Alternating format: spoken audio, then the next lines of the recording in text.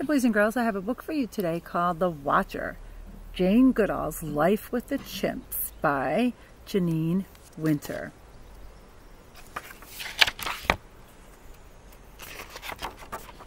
Jane, where are you? Can you hear me?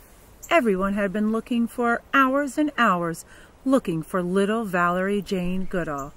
Then from the hen house, Jane came running to her mother, shouting, "I know how an egg comes out. I know." At 5 years old, Jane was already a watcher. Perched high on her favorite tree, Jane read about Dr. Dolittle talking to the animals, and Tarzan living with the apes in Africa. She wanted to go to Africa too and talk to the animals and live with the apes. When Jane's school days were over, she worked and saved to buy a ticket to Kenya. She hid her earnings underneath the rug for safe keeping.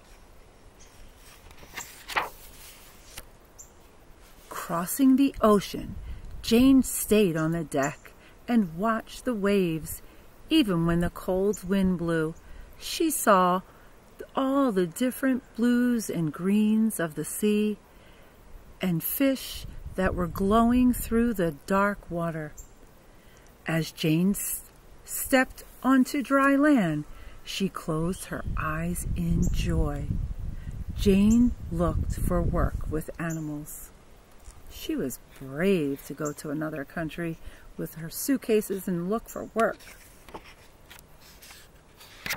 A famous scientist named Louis Leakey was looking for someone to help him do a study with chimpanzees and to help understand why the animals most like us would be, what their habits were. Would Jane be interested? Yes, she would. Jane traveled to the place in Tanzania where the chimps lived, Gombe. "I wanted to learn things that no one else knew. Uncover secrets," she wrote.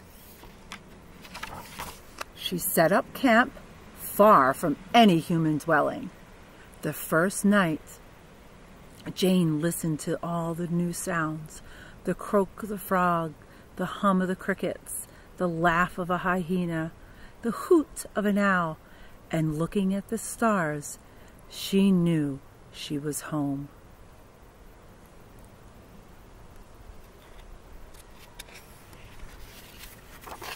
At dawn, that means morning time, Jane walked to the forest. Up high, she found a peak to watch from. Every day, she climbed to the peak to look for chimps. But though she could hear their pantoot calls to one another, she didn't see them. Jane walked down into the forest, hoping a chimp would appear. Still, the cautious chimps stayed hidden. Secretly, they watched Jane. "When will I see a chimp?" she wondered.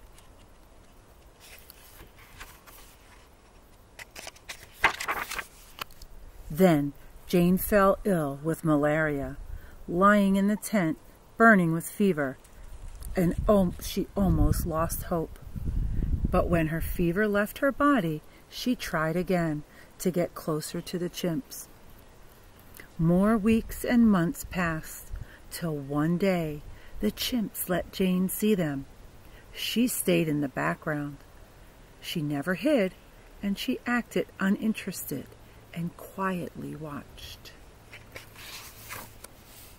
Now Jane watched every day, all day long, even huddled in the rain.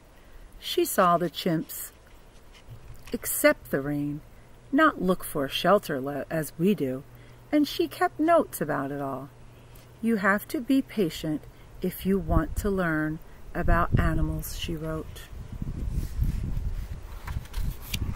Some nights Jane slept on the peak to be near where their chimps were sleeping.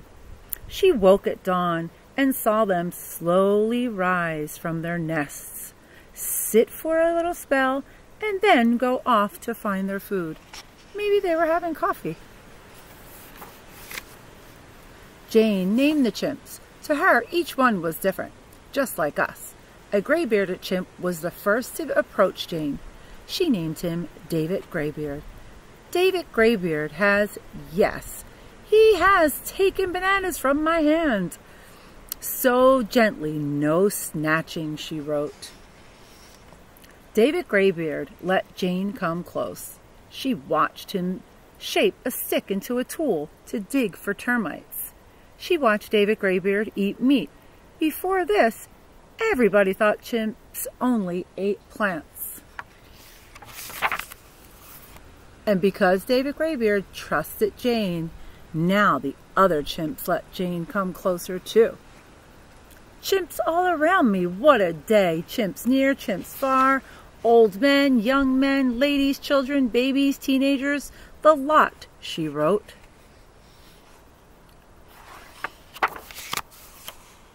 Jane watched the chimps when they were happy.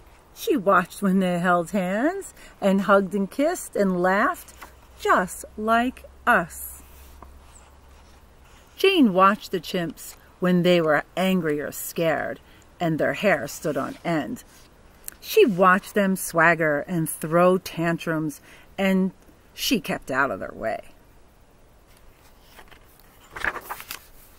She watched the chimps at the Cacombe waterfall, leaping and swinging in awe and wonder at the tumbling water. That looks beautiful. At night, after a supper of beans and tomatoes and onions, Jane listened to Mozart and Bach as she wrote up her notes from the day. Years of notes were piled high everywhere.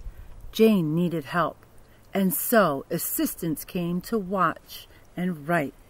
One day, Jane sadly left Gombe.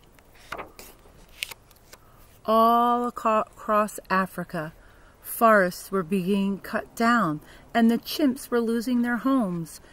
Poachers were shooting down grown chimps and kidnapping their babies to sell to laboratories, to the circus, and as pets.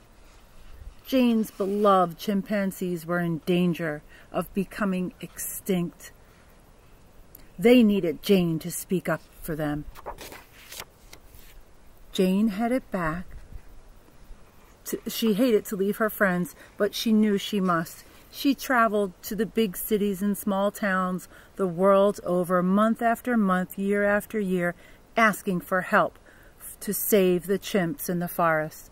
Jane returned to the forests of Gombe whenever she could. She climbed up to the peak, saying hello to the streams and hills and trees. Oh, to the streams and hills and trees.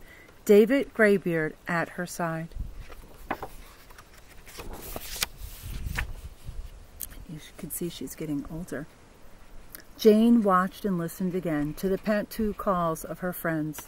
And when she went back to civilization to speak out for the chimps, Jane carried with her the peace of the forest. The forest in Gombe, where she talked to the animals like Dr. Dolittle, and walked unafraid like Tarzan, and watched and wrote.